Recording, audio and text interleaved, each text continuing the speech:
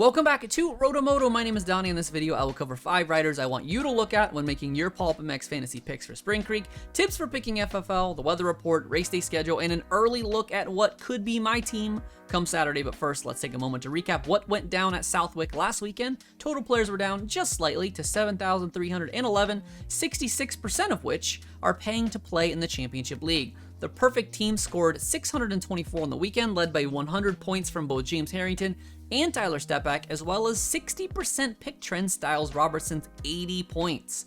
A team full of riders with the highest pick trend across the weekend would have scored 444, so if you were under that, maybe just think about not getting so cute next time. 250 FFL trend was up ever so slightly, but the 450 guess rate was down. Pretty much all of them were surprising, except for Ken Roczen in Moto 2, leading to a low success rate in both classes. I expect to see this be the beginning of the decline of the FFL, with more and more opting to play it safe after a few unpredictable weekends. The median score for the Championship League was 384, meaning that if you scored 385 or more, you did better than half of the paying field. AllStars stayed steady in that 2.4 per team range for the 4th consecutive week. Are you one of them that have taken multiple AllStars this season? Let me know in the comments if you have, and if it worked out for you that week or not. The amount of picks that brought home less than 22 points was relatively small this time around, less than 1 rider per team, with Cody Schock's 0-point day leading the way, being on 1/3 of all teams. I had a so-so day just above the median and the average. Schwartz really hurt me, just 8 points, and with both Anstey and Plessinger having their great weekend ruined by mechanicals, sent me down to just 390 after losing 14 points gambling away both FFLs. But I'm still happy with my team that I picked on paper. It's just part of playing the game. In the Roto Moto League, I did dig up 2 new pictures for the week because we have 2 newbies. Mike L. 291 takes the checkers at Southwick with a very impressive 518 score while skipping both FFLs. Fajita, Choco, Dial moves into the season lead with 2,260 points, good for 33rd overall in the entire championship. We are officially halfway through the season, and the injury list is still relatively slim. Alex Martin is set to make his return at his home track, and by home track, of course, I mean that literally. Levi Kitchen is still on the outs preparing for Loretta's. Pro Circuit was hoping that Hammaker could return for Spring Creek, but are now gearing up for his return at Unadilla. On the 450 side, nothing new, just a reminder that Nicoletti, Osborne, and Anderson are out for the season. Be sure to confirm that a rider is on the cheat sheet before putting them on your final team, and for an even easier time, you can actually check a little box when selecting your team on Pulp that says, you guessed it, only show riders in AMA qualifying results, to only show guys that have put down a lap time. It will still show guys that could crash out, but it is better than nothing. All right, on to your picks for the 2021 Spring Creek National. I have 3 guys to target, 1 to avoid, and a high handicap guy to look at for you gamblers out there. Starting with the little class and working our way up for the first time, I think, all season. The 250 All-Star to talk about is a good one. I want you to look at Joe Shimoda. Sure.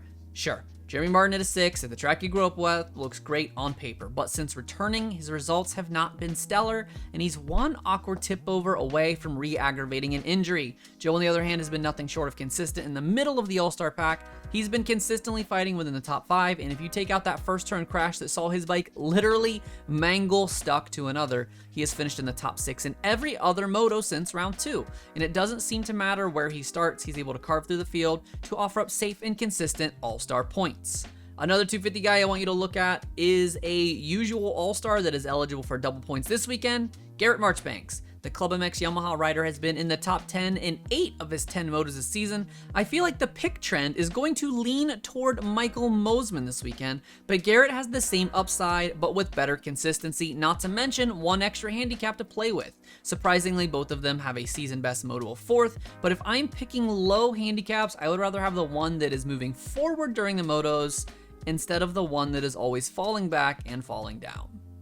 Onto the 450 class in the All-Star spot, I have Ken Roczen. There are only 4 riders in the class that have finished top 10 in every single moto this season, and Ken is one of them. In fact, he's finished top 6 in every moto, and even better, he has been on the podium in 7 out of 10. Not to mention the fact that he has the best average start in the class, which means he makes a good habit of staying out of first turn trouble, and that is the kind of consistency that I want out of my 450 All-Star. The rider that I want you to stay away from this weekend is Marvin Musquin. This one is kind of a counterpoint to my usual advice, but I just wanted to bring him up here to evaluate how to play. On one hand, Marv is the most consistent rider in the field. He has finished top 10 in 9 motos this season and is the only person to finish better than his current handicap in 90% of races this year, with the only failure on both accounts when he exploded the front wheel at Redbud. So this seems like a really nice safe pick, right? Yes, but the upside just isn't there. A season best moto score of 6 means his absolute max of going 6-6 is only 64 points, and even that seems out of reach at this point. He started up front both motos last weekend at Southwick, and both times went backward, ending up with a 10-7 score, and that's at a track that he absolutely dominated over the past few trips there. Unfortunately, I just don't think there's enough upside here, but if you are looking for that nice and easy 40 to 50 points, Marv could still be your guy. The Pirelli Tire high handicap hero of the round, given to a rider with a handicap of 10 or more that I think has a realistic chance to score massive points this weekend if you're the type of person that likes to sweat out 2 30-minute motos for a big payout. This week, we're looking at the Alaskan Assassin, Ben LeMay. Now, full disclosure, as his nickname suggests, he is a Pacific Northwest guy. With Washougal coming up, you might be leaning towards saving him for there, but consider first that saving guys for next week just rarely ever works out. Ask Dan Truman. Ben started the season rough, but has turned it around lately, going 23-18 and 21-20 in recent weeks. With a 15 handicap, you need a top 25 to guarantee double points, and Ben has done that easily, securing top 25 in every single moto this year that he has finished, with his 3 failures coming due to DNF efforts. FFLs are getting tight, but I think the 250 class is still looking at Justin Cooper. Last weekend was the first that he didn't secure at least one. Justin Cooper now has more FFLs than anyone in Moto the past 2 seasons combined and is a clear-cut favorite for the pick. But if you want a counter pick to make up points, I would look at any of the Rockstar Husqvarna boys. The 450 is a mess, and I think I'm out. 4 different riders have 1 or more this season, and 3 of those guys have at least 1 in the last 4 motos. Ken is the favorite here for consistency's sake, but I think I'm staying away unless another pattern develops. The weather looks great in Millville, Minnesota, warm with a lot of sunshine and not even a hint of wetness, and should be a perfect day for Martin Brother Homecoming.